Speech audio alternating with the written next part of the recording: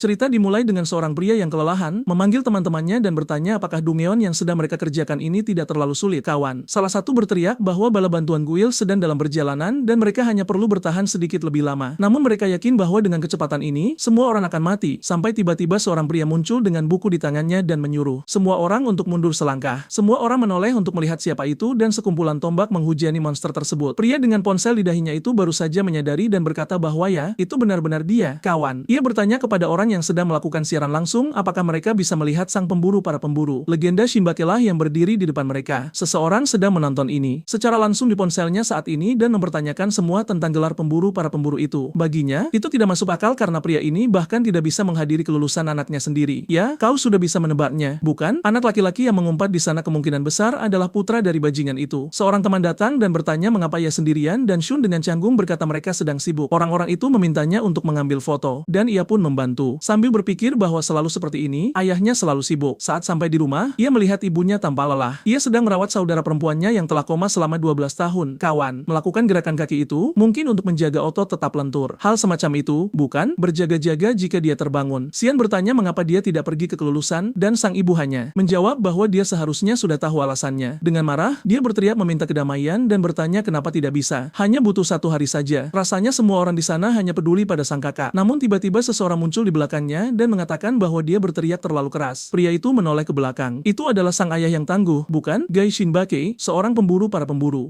Dia hendak bertanya bagaimana bajingan itu bisa sampai di sana secepat itu, tetapi sang ayah hanya mengatakan dia sudah menyuruhnya untuk tidak meninggikan suaranya di dalam rumah. Dengan itu, Xion berbalik tersenyum dan sang ayah ingin tahu kemana dia akan pergi. Ketika anak laki-laki kita mengatakan dia akan pergi ke aula pelatihan, sang ayah mengatakan dia sudah memberitahunya berulang kali. Dengan bakat yang dia miliki, mustahil baginya untuk menjadi seorang pemburu. Akan jauh lebih baik jika dia menyerah saja padahal. Itu, jelas sekali, kawan, itu hanya membuat si anak laki-laki semakin termotivasi dalam berlatih. Truda, sang pelatih, mengatakan bahwa hari ini dia lebih intens dari biasanya. Keduanya terkunci dalam adu bahu sampai pria itu melakukan gerakan dan anak kita harus mundur. Weo, dia mengeluarkan sedikit kekuatan puncakura di sana. Kawan, aku merasa bajingan itu sama sekali tidak punya kekuatan. Serangan itu mengarah ke Juang dan mulai melilit pedang, tetapi dalam sedetik, pria itu menghancurkan segalanya. Sean, kasihan dia tidak mengerti apa-apa dan sudah tersungkur ke tanah dalam sekejap. Pria itu masih mengejeknya, mengatakan mungkin itu berhasil kali ini jika rantainya tidak selemah itu. Mungkin dia akan bertarung lebih baik jika dia tidak mencoba mengandalkan kekuatan itu. Beberapa waktu kemudian di restoran, sang pelatih mengatakan dia yang akan membayar makanan hari ini, karena dia babak belur. Tapi Xion mengatakan tidak ada gunanya mencoba membayar siapapun ketika dia juga bangkrut. Yang dia inginkan hanyalah agar mereka terus berlatih. Joyoung bertanya mengapa dia ingin berlatih lebih keras lagi. Tes untuk Akademi Pemburu sudah selesai, jadi mereka hanya perlu menunggu hasilnya. Tapi San Yun berteriak, tidak, sebagian besar pesaing memiliki banyak kemampuan atau seorang regresor. Men, apa-apaan ini? Sekelompok orang sudah kembali dari masa depan, tapi bagaimana alur waktu itu bekerja? Jelaskan itu kepada kami. Dan Sun Yun di sana berteriak, mengatakan dengan kemampuan sampah yang dimilikinya, mustahil baginya untuk menjadi pemburu. Dan jika dia ingin ayahnya mengakuinya, dia tidak bisa hanya duduk diam di rumah beristirahat. Joe melihat dan berkata bahwa semua ini hanya membuktikan bahwa dia harus menyerah. Dia sudah memperhatikan bahwa anak laki-laki itu bahkan tidak merasa nyaman di rumahnya sendiri. Dengan tingkat ini, Sunni tidak akan punya tempat untuk kembali ketika keadaan menjadi sulit. Di luar saat hujan, seorang reporter berbicara, mengatakan sudah 100 tahun sejak monster muncul. Dekade telah berlalu sejak makhluk menjijikan itu mulai menyamar sebagai manusia. Mereka mengatakan mereka adalah regresor yang menjadi milik dunia ini, tetapi itu hanya bualan untuk membodohi semua orang, dan mereka perlu memperjelas bahwa tempat ini bukanlah rumah bagi orang-orang tersebut. Akan lebih baik jika semua orang aneh itu kembali ke neraka asal mereka. Saat pria itu memberikan pidato tersebut, Sunun hanya berdiri di sana dengan ponselnya yang berdering. Pesan dari tes untuk menjadi pemburu di akademi telah tiba, dan tentu saja, tidak mengejutkan siapapun, si bodoh itu tidak lulus. Kemudian semua orang melihatnya berteriak atau mengatakan bahwa tempat tinggalnya ini sudah menjadi neraka. 10 detik kemudian, dia hanya berdiri di sana seperti pecundang di tengah hujan. Di tanah, ponselnya berdering dengan ibunya menelepon. Dia menjawab dengan canggung, bertanya ada apa, dan di adegan berikutnya, dia tiba di rumah dengan rasa takut. Dokter mengatakan gila melihat seseorang yang koma selama 12 tahun terbangun dalam kondisi yang sebenarnya tidak terlalu buruk. Kemudian sang ibu berbalik menangis kepada anak laki-laki lain dan menyuruhnya untuk menyapa kakaknya. Pasti, kakak perempuan yang koma selama 12 tahun ini akan terbangun dengan kekuatan paling rusak di dunia, dan dia akan semakin kesal. Dan beberapa waktu kemudian, sang ibu mengatakan kakaknya merasa agak cemas, jadi mereka harus sering berada di dekatnya agar dia mulai terbiasa dengan segalanya. Dia meminta anak laki-laki kita untuk mengambil giliran jaga, tetapi dia mengatakan dia juga punya banyak pekerjaan. Hanya karena dia lulus bukan berarti dia punya waktu luang sebanyak itu. Sang ibu mengatakan itu kakaknya, tapi dia berteriak, mengatakan dia bahkan tidak ingat pernah berbicara dengannya. Nyonya adalah protagonisnya. Bajingan itu juga tidak membantu kita seperti dia. Sialan, urus kakakmu yang menyebalkan itu. Ayahnya menyuruh sepenuhnya menjaga bicaranya, tetapi anak kita membantah, mengatakan orang yang harus menjaga bicaranya adalah dia. Dia tidak pantas menerima semua pertengkaran ini. Sang kakak mengatakan dia tidak suka ini, dan mulai menangis. Sang ibu pergi untuk menenangkan gadis itu. Dan anak kita hanya berdiri di sana seperti orang idiot setelah mengucapkan banyak omong kosong. Setelah itu, dia mulai menghabiskan setidaknya 3 hari penuh di rumah sakit bersamanya. Anak kita menyadari sang ibu ingin dia semakin dekat. Tapi cara sang kakak melirik ke samping ke arahnya, kita bisa tahu anak kita tidak benar-benar menyukainya. Di luar sana, dia dengan rantainya yang lelah. Seperti biasa, bajingan itu setidaknya tidak berhenti berlatih, bertekad, bahkan setelah tidak diterima, mengetahui bahwa pelatihan ini tidak akan membuat perbedaan. Sampai suatu saat, dia memasuki ruangan dan tempat tidur itu kosong. Kawan, di luar, kakaknya sedang duduk di bangku. Ketika dia tiba dan memanggilnya, dia terkejut dan berteriak. Dia bertanya apa yang dia lakukan di sana, dan memberitahunya bahwa dia tidak bisa menghilang begitu saja. Sang kakak, yang bernama Soan, merasa agak malu, meminta maaf, mengatakan dia merasa agak sesak di sana, dan bertanya apakah dia setidaknya bisa tinggal di luar sebentar saja. Dia tampak sedikit terganggu, tapi mengatakan tidak apa-apa. Jadi, dia duduk di sana di sampingnya mengutak-atik ponselnya. Tiba-tiba, sang kakak bertanya apakah dia membencinya. Dia sedikit bingung bertanya mengapa, dan dia mengatakan dia terlihat agak menakutkan dan dia lebih mirip ayah mereka sekarang dan dulu dia lebih manis. Anak kita menjelaskan bahwa terakhir kali mereka berbicara, dia berusia 5 tahun, dan dia bahkan tidak ingat seperti apa dia saat itu. Stogen mengatakan dia juga tidak terlalu ingat. Ayah dan ibu sudah lebih tua. Saudara kandung berubah sepenuhnya. Dia bahkan tidak bisa pergi ke sekolah. Untuk beberapa alasan,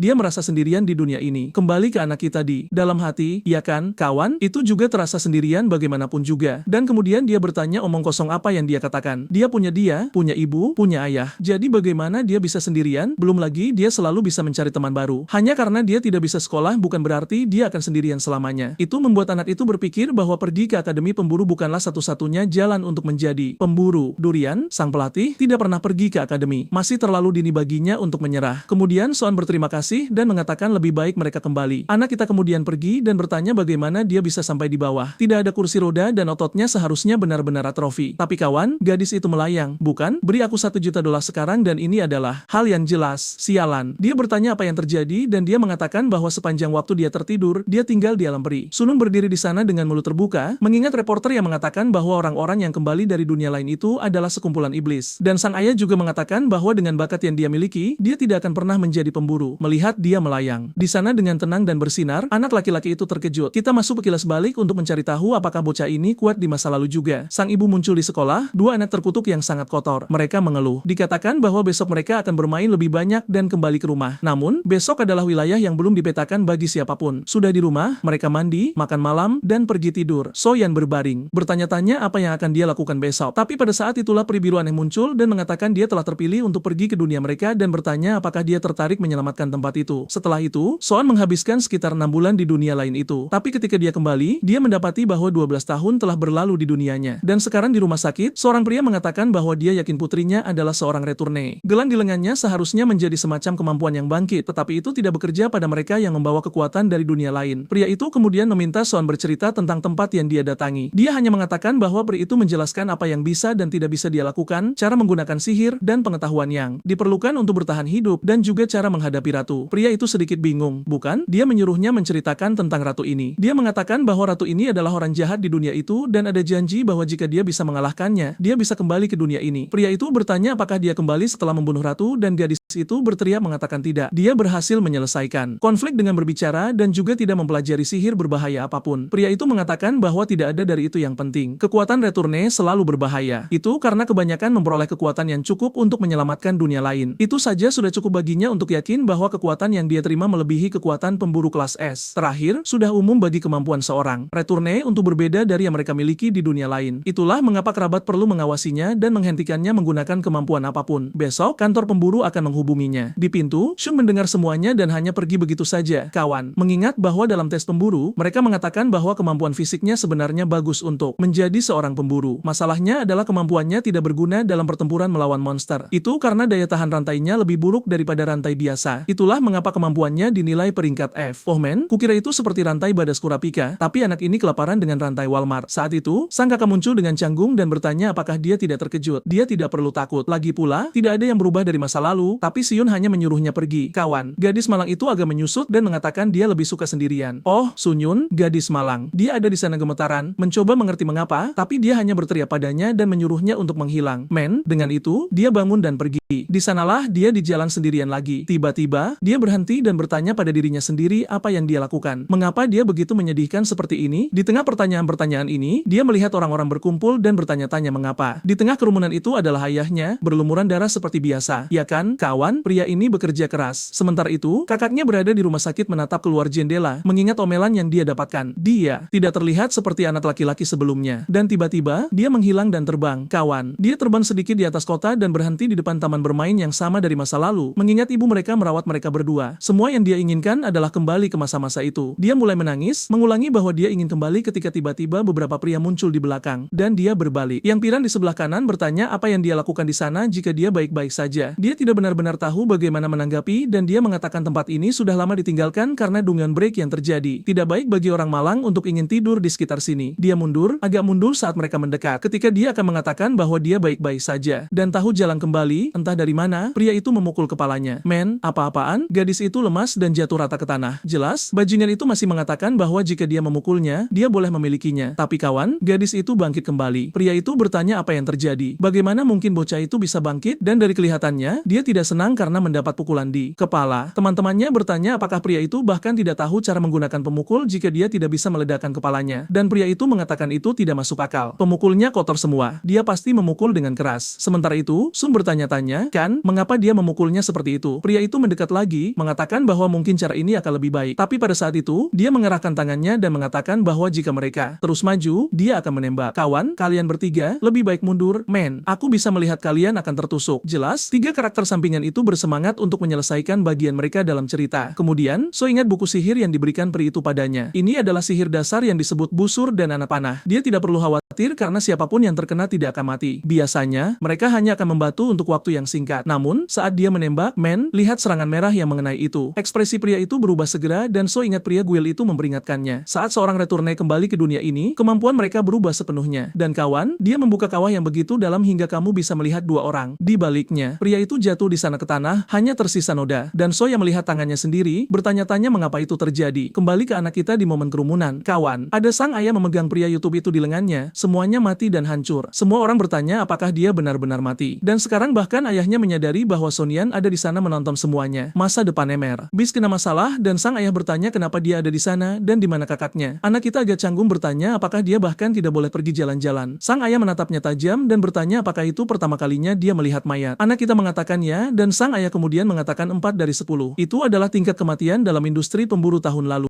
Dari 10 orang, 2 mengalami cedera yang sangat serius. Biasanya apa yang tersisa akan mengalami trauma dan berpura-pura menjadi pemburu. Dan pola itu bertahan seumur hidup tanpa pengecualian untuk pemula atau veteran. Dia harus mengerti bahwa ini adalah jenis dunia tempat dia tinggal dan ingin tahu apakah anak itu benar-benar percaya diri dan ingin bertahan hidup dalam hal seperti ini. Entah dari mana, San Yun benar-benar ketakutan, sudah melihat dia akan menyerah karena takut pada ayahnya dan mengatakan tidak. Sang ayah hanya meletakkan tangannya pada pria itu dan mengatakan dia yakin putranya tidak bisa menanganinya. Itulah sebabnya anak-anak itu juga kacau. Keluarga terkutuk yang sudah di luar rumah sakit melihat di dalam. Dia mengatakan selalu seperti ini. Dia benar-benar tidak memiliki kemampuan dan dia mencoba menyangkal kenyataan atau menolak bahwa dia lemah. Mengingat ketika dia biasa menonton ayahnya dengan semua pemburu itu dan gaya mereka, mungkin semuanya mati. Dia bahkan tidak tahu lagi apa yang ingin dia lakukan. Pada saat itu, sambil bertanya pada dirinya sendiri apakah menjadi pemburu adalah apa yang benar-benar dia inginkan, dia melihat kakaknya terbang di sana. Dia mendekat, agak gelisah, dan dengan cepat menyadari dia berlumuran darah. Dan di sanalah itu, dia mendapatkan itu dari ayah mereka. Dia menyuruhnya turun, bertanya padanya apakah dia terluka dan apa yang terjadi. Kemudian So sadar kembali dan ingat pria itu mengatakan kemampuannya bisa berbahaya. Dia mulai mengulangi agar dia tidak mendekat sementara dia tidak mengerti apa-apa. Saat itu, dia ingat pria yang dia ledakkan dengan tembakan panah, menyuruhnya menjauh, dan entah dari mana, cahaya meledak di tengah hutan. Beberapa waktu kemudian, dia terlempar ke pohon, semuanya hancur juga. Di tengah segalanya, sang kakak dikelilingi oleh aura ungu, dan seseorang mengatakan ada orang yang menghancurkan gedung. Dia menjadi gila, menangis, sementara San bertanya apakah dia sudah kehilangan akal sehatnya. Apa yang terjadi? Gadis malang itu mengulangi pada dirinya sendiri bahwa dia ingin menghentikan ini, tapi pada saat yang sama mengatakan dia tidak ingin berhenti dan benar-benar kehilangan kendali. Dia menyuruhnya pergi. Pohon-pohon ditebang, menembakkan tebasan kemana-mana. Men, sungguh, sekarang aku mengerti mengapa reporter itu mengatakan para returne ini berasal dari neraka. Mereka benar-benar berasal dari sana. Bagian terburuknya adalah San tahu bahwa menggunakan kekuatan secara sembarangan di jalan akan membuatnya dieksekusi. Apa yang akan dia lakukan? Dia bisa mencoba menghentikannya, memperingatkan ayah mereka, tapi polisi akan tiba jauh lebih cepat daripada yang bisa dia lakukan. Saat itulah dia memikirkan sesuatu dan bertanya pada dirinya sendiri apakah tidak ada yang bisa dia lakukan. Tapi melihat dirinya sendiri, dia tahu, men, dia tidak punya peluang melawannya. Hal terbaik yang bisa dia lakukan hanyalah lari. Pada akhirnya akhirnya, semua ini bukan kesalahannya. Tapi tiba-tiba dia melihat seorang anak kecil di sana menatapnya sementara kakaknya terus menjadi gila mengatakan dia tidak ingin melakukan ini. Ketika dia membuka matanya,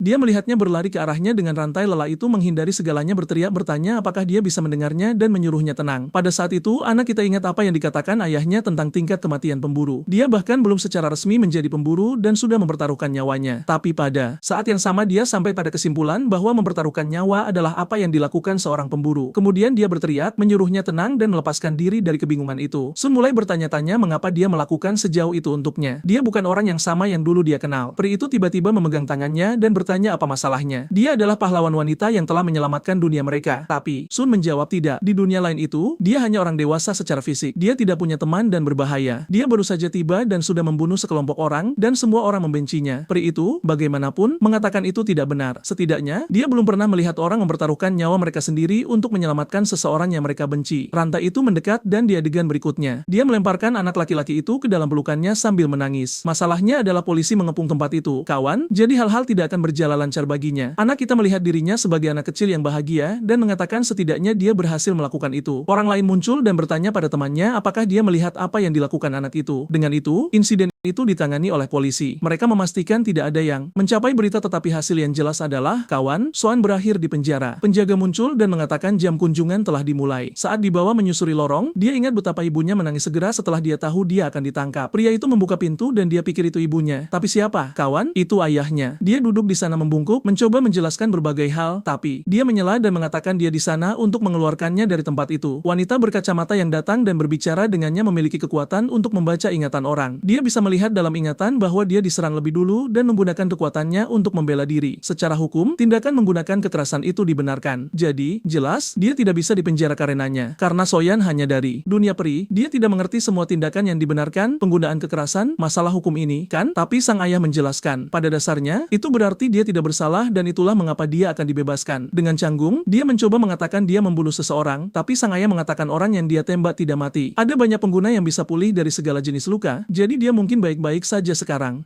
Tabib di dunia ini di-buff, ya? Pria itu baik-baik saja. Baiklah kalau begitu. Tapi So hanya menangis, mengatakan dia merasa lega. Sang ayah tidak mengatakan apa-apa. Dan kemudian wanita berkacamata itu bertanya apakah mereka sudah selesai bicara. Dia di luar dan berkata, ya. Kemudian wanita itu menjelaskan bahwa mereka tidak bisa membayar tagihan rumah sakit dan dia pasti akan menghadapi hukuman untuk itu. Sang ayah menjawab bahwa semuanya baik-baik saja. Dia sudah lega karena itu akan berakhir seperti ini. Wanita itu menyuruhnya untuk tidak khawatir karena semua orang di sana berutang sesuatu kepada pemburu hebat Shinbake. Apa yang ingin dia tahu adalah mengapa dia begitu yakin mengatakan itu. Orang yang dia serang pasti sudah mati. Shinbake mengatakan bahwa mungkin ketika dia mengetahui kebenarannya, dia akan lebih stabil secara emosional. Wanita itu mengatakan itu masuk akal dan menyerahkan dokumen yang menyuruhnya mengambilnya. Di sini dia membaca dokumen untuk putrinya. Tiba-tiba dia mengerutkan kening dan bertanya siapa yang mengirim ini. Rupanya pria dari luar negeri itu muncul, pasti dialah yang mengirim kekacauan ini. Sementara itu, Segan bahkan belum pulih dan sudah kembali berlatih. Kawan, bakat hebat anak itu adalah melempar rantai yang menangkap kaleng.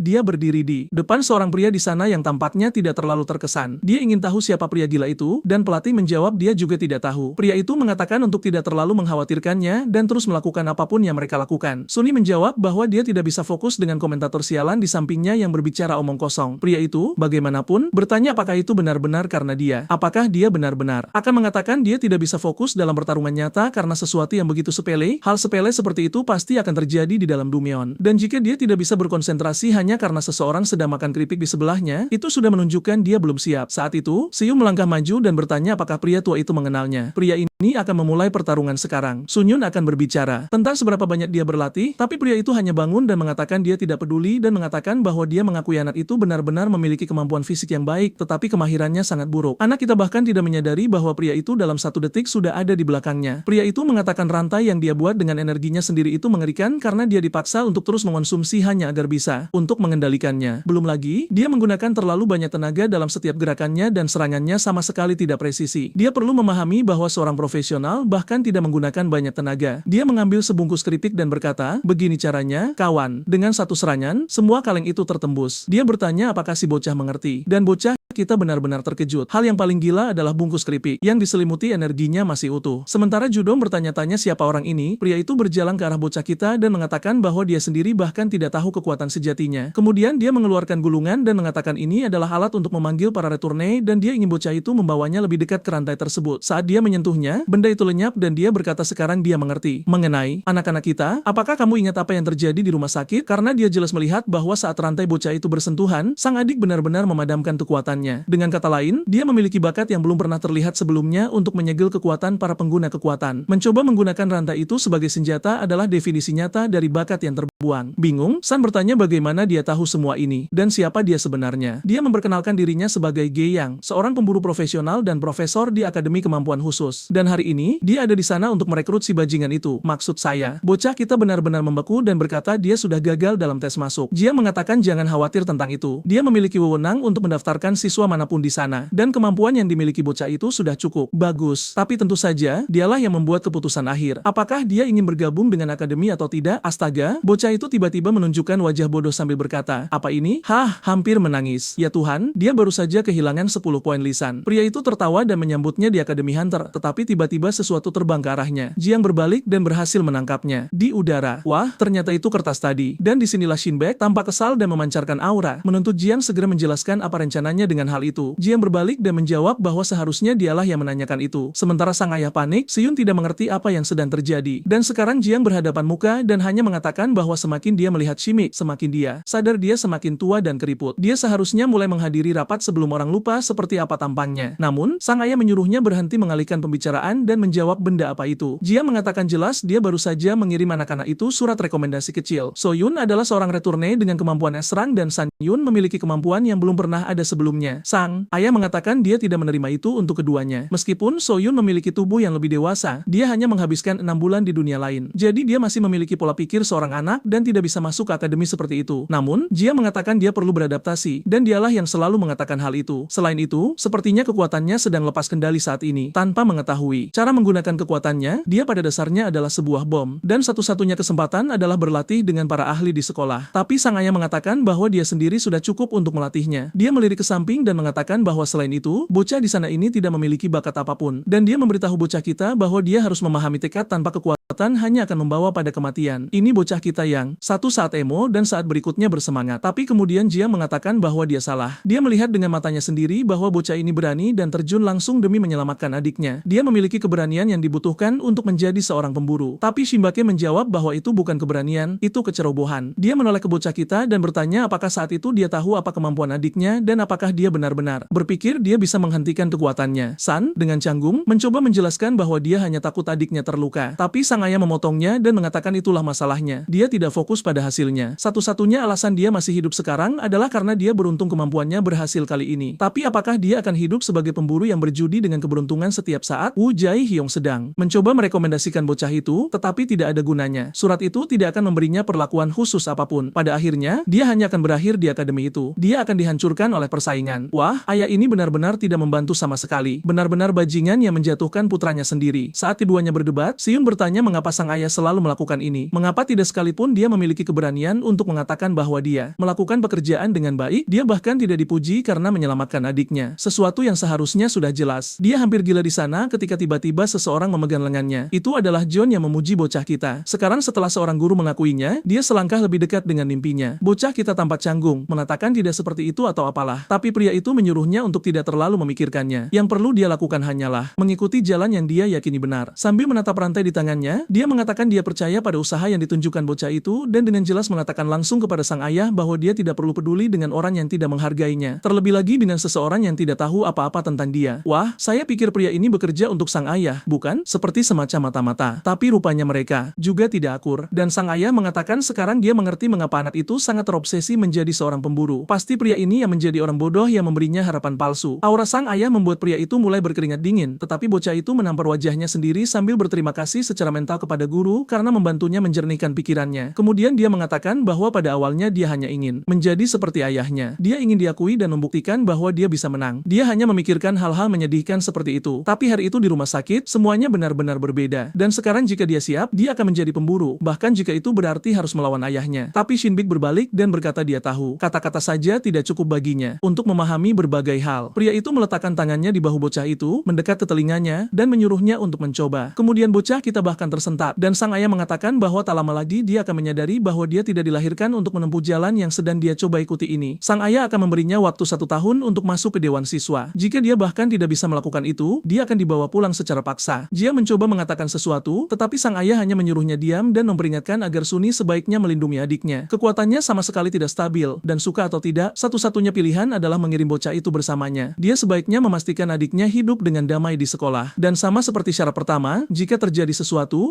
dia akan segera dibawa kembali. Dia bertanya apakah bocah itu mengerti dan tentu saja dia menjawab ya, kan? Dia mendengarkan ayahnya. Dengan itu, pria itu melepaskannya dan berjalan pergi. Mereka bertiga tertinggal di sana seperti orang bodoh, mengatakan mereka benar-benar mengira mereka akan mati. Sudah di jalan, Jung memanggilnya, bertanya apakah dia tidak keterlaluan dengan mengatakan bocah itu harus masuk ke dewan siswa. Dia seharusnya tahu bahwa hanya yang terkuat yang bisa masuk ke posisi itu. Dia yang masih peringkat F dan masih tahun pertama, itu tidak mungkin. Namun, sang ayah mengatakan bahwa jika bocah itu punya keberanian untuk mengatakan di depan wajahnya bahwa dia akan menjadi pemburu, itu adalah hal paling minimal yang harus dia lakukan. Temannya terus mendesak dan kemudian Shinbake mengatakan dia tidak pernah ingin menyeret siapapun ke jalan ini. Tetapi mengingat bahwa bocah kita mengatakan dia ingin menjadi seperti dia berbalik dan mengatakan bahwa pada akhirnya dia tetap menyeretnya juga. Kembali ke rumah sakit, Sun melihat surat penerimaan dan sangat bahagia. Dengan itu, bulan Februari berakhir. Dan inilah bocah kita berlatih dengan rantainya yang lelah. Maret datang dengan perubahan yang mendadak. Wah, itu adalah kapal untuk para siswa Akademi Hunter. Dan sekarang kapal itu berangkat, kawan. Bab berikutnya. Apa maksudnya dia bilang dia pasti berbohong? Masih ada orang di sana. Seluruh tempat terbakar. Sepertinya itu ayahnya. Bukan? Dengan tangan yang membunuh semua orang. Dan bocah kita berteriak mengatakan, seorang pemburu seharusnya tidak bertindak seperti itu. Tiba-tiba, dia terbangun di tempat tidur. Rambut putih. Saya tidak berpikir itu protagonisnya. Siapa? Orang ini? Saya tidak akan mencoba menebak terlalu banyak, kan? Kita akan segera mengetahuinya. Pria berkacamata bertanya apakah dia baik-baik saja, karena sepertinya dia berteriak dalam mimpinya. Dia menjawab ya. Dan kemudian pria itu mengatakan dia pasti siswa baru karena ini pertama kalinya dia melihatnya di sana. Pria berkacamata itu memperkenalkan dirinya sebagai Purium. Nama apa itu? Siswa tahun kedua. Dan pria berambut putih itu bersalaman dan mengatakan namanya Silsubin. Senang bertemu denganmu. Kita berada di kapal. Para saudara itu sedang melihat sekota perbekalan, bertanya-tanya mengapa mereka mendapatkan begitu banyak barang. Apakah kita akan mendapatkan art bertahan hidup di hutan seperti Hunter x Hunter? Saya setuju saja. Ah, saya mengerti. Itu koper bocah kita. Dan sepertinya dia mencuri banyak barang dari ayahnya. Sialan, saya di sini melamun sendirian. Tiba-tiba, adiknya bangun dan berkata dia akan melihat-lihat. Dia menyuruhnya untuk tidak pergi sendirian, tapi dia bilang dia akan memanggilnya jika terjadi sesuatu. Dia tahu kamarnya adalah 105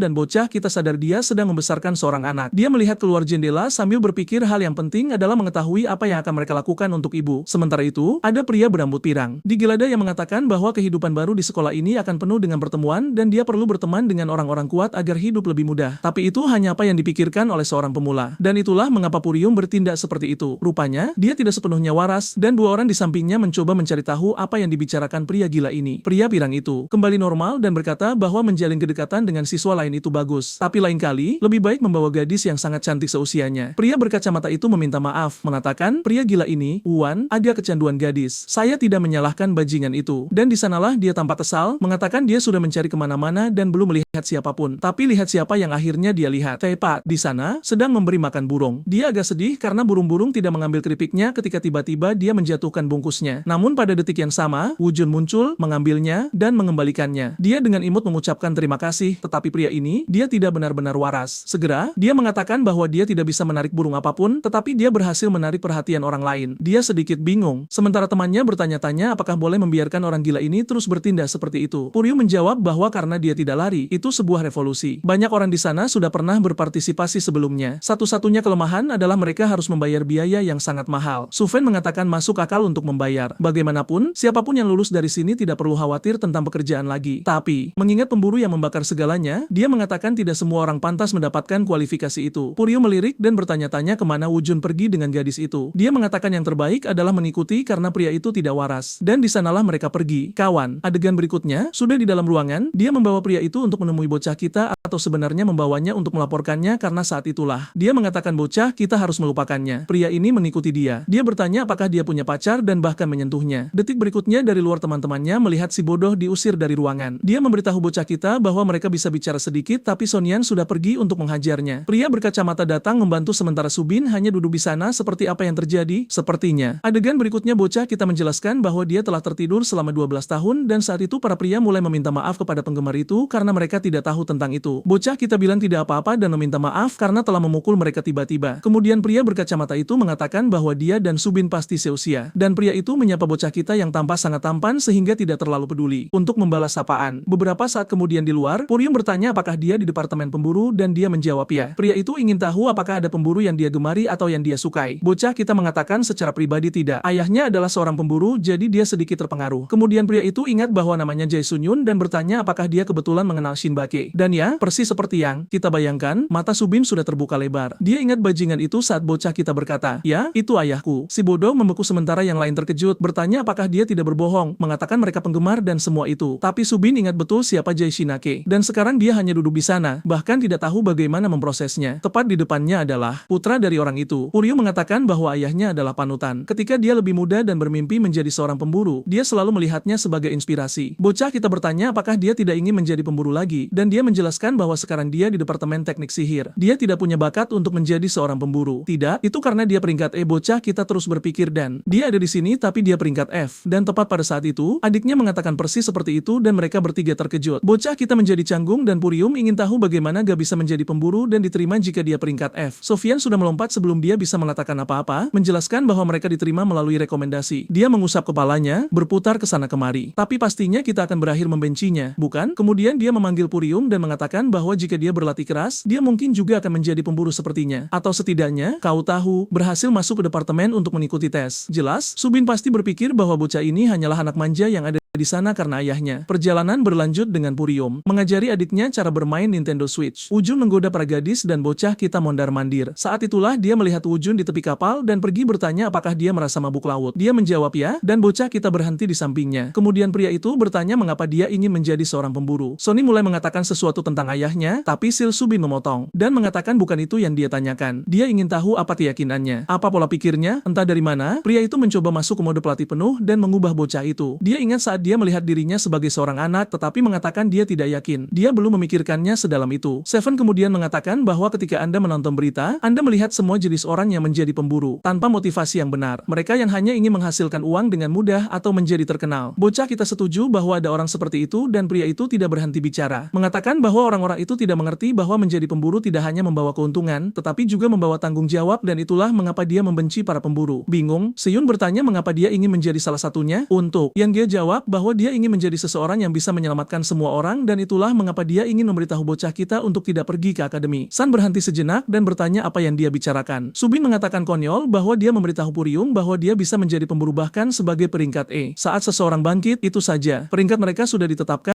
dan tidak pernah berubah. Selain itu, masuk ke akademi. Ini sangat mahal kecuali Anda memiliki koneksi atau Anda seperti dia dengan ayah kaya yang membayar semuanya. UPS, kawan. Sedikit yang dia tahu bahwa ayah itu tidak terlalu mendukung. San segera menyuruhnya untuk berhati-hati dengan cara dia berbicara. Selain itu, dia ada di sana karena dia membangkitkan kekuatannya setelah banyak latihan. Seuban menjawab bahwa membangkitkan kekuatan tidak ada hubungannya dengan kerja keras. Jika dia membangkitkan kekuatan yang tidak dia miliki sebelumnya, itu hanya berarti dia tidak tahu apa fungsinya atau tidak menyadari dia memilikinya. Semua yang terjadi adalah karena keberuntungan dia akhirnya menggunakannya. Fakta bahwa dia mendapat rekomendasi untuk masuk ke tempat ini bahkan sebagai peringkat F dan bahkan fakta bahwa dia Sil Subin juga ada di sana. Semua itu karena mereka beruntung dan mengatakan dia akan menjadi pemburu. Tanpa menyadari sesuatu yang begitu jelas hanya menunjukkan betapa belum dewasanya dia dan bahwa secara mental dia benar-benar pada tingkat yang sama dengan adiknya. Wah, jelas bocah kita sudah melayangkan pukulan. Sepertinya pukulan itu akan tepat mengenai wajahnya, tapi saya tidak tahu apakah sesuatu terjadi tepat di sana. Pria itu masih berdiri tak tersentuh. Lebih buruk lagi, adiknya terkejut dan ketika dia melihat ke samping, bocah kita ada di tanah. Dia bertanya apa yang terjadi dan Subin mengatakan dia tersandung entah dari mana, tapi dia baik-baik saja. Tapi Sunun tidak tahu apa yang terjadi. Kawan, tepat pada saat pukulannya akan mendarat di wajah pria itu. Lintasannya berubah dan dia berakhir di lantai. Dan bajingan itu masih menoleh ke bocah kita dan mengatakan bahwa seseorang seperti dia yang tidak bisa mengendalikan diri dan hanya berkeliling memukul seperti itu hanya akan menodai reputasi pemburu. Berbalik mengatakan bahwa jika dia punya otak, dia akan menyerah saja. Tapi kemudian, sesuatu memegang kakinya. Itu rantai porselen dengan bocah kita lagi. Adiknya terkejut dan sekarang Su yang ada di lantai. Dan kemudian protagonis berkata bahwa mungkinnya dia berakhir di tempat ini karena keberuntungan semata, tetapi tidak mungkin dia akan menyerah secara sukarela. Subin mengatakan dia bisa tinggal di sana selama yang dia mau, tapi dengan peringkat yang dia miliki, dia tidak akan selamat. Dan bocah kita hanya menjawab, kalau begitu aku ingin melihatnya tengah malam. Mereka akan bertemu untuk menyelesaikan masalah. Yo, memanggil pria itu untuk pertemuan tengah malam. Apa-apaan anak ini? Duel romantis? Beberapa saat kemudian, mulai turun. Hujan dan Sodian teringat pria itu, mengatakan dia tidak ingin menghilang. Dia tiba-tiba bangun dan melihat dia sendirian di kamar. Bangun, memanggil Sunun, tetapi menyadari dia tidak ada di sana. Jadi, di sanalah dia di lorong bertanya-tanya kemana dia pergi sambil ketakutan setengah mati. Entah dari mana, dia terkejut oleh Wujun tepat di belakangnya. Bertanya apa yang dia lakukan di sana. Dia menjawab dengan bertanya kepadanya hal yang sama, dan dia mengatakan mereka sedang melalui beberapa hal di sebuah ruangan dan mengundangnya untuk ikut. Dia menjadi sangat senang dan berkata ya dan melupakan semua tentang bocah kita. Sudah tiba di ruangan, ada sekelompok kecil yang tertawa. Mungkin istri pertama kita. Segera setelah Wujun melihat wajah gadis itu, dia menjadi canggung. Anehnya, entah dari mana, dia berbalik dan memberitahu teman itu, Uni, bahwa dia pergi. Temannya bertanya mengapa, dan dia mengatakan dia tidak menyebutkan gadis itu akan berada di sana. Namun, adik bocah kita sudah masuk dengan senang hati, mengatakan tempat itu penuh dengan makanan. Gadis berambut oranye itu memberitahu Wen untuk tidak hanya berdiri di sana seperti orang bodoh dan datang duduk juga. Anao bilang baik-baik saja dan bergabung. Gadis itu bertanya siapa orang baru 188